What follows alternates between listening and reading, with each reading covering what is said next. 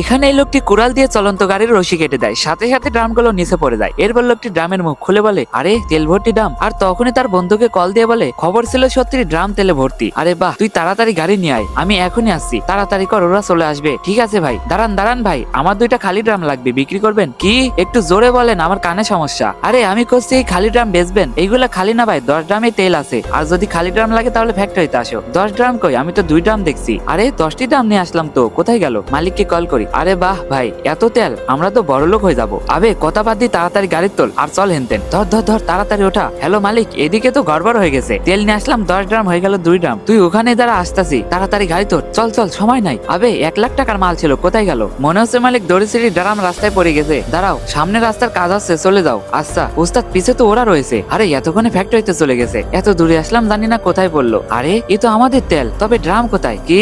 চল। আবে এই তো, কেউ নাই, এই 2টাও গাড়িতে তোল। আরে ওস্তাদ, এত লোভ করা ভালো না, ধরা পড়বো। আরে রিস্ক নিয়ে দেখি না, কেউ নাই কেউ নাই, তাড়াতাড়ি গাড়িতে তোল। তখনই, আরে মালিক এ তো আমাদের মাল। কিসের মাল ভাই? এই গাড়ি আমাদের না, তাহলে কোনটা তোমার গাড়ি? এইটা। এই চল, লেট হেলা, তাড়াতাড়ি পালা।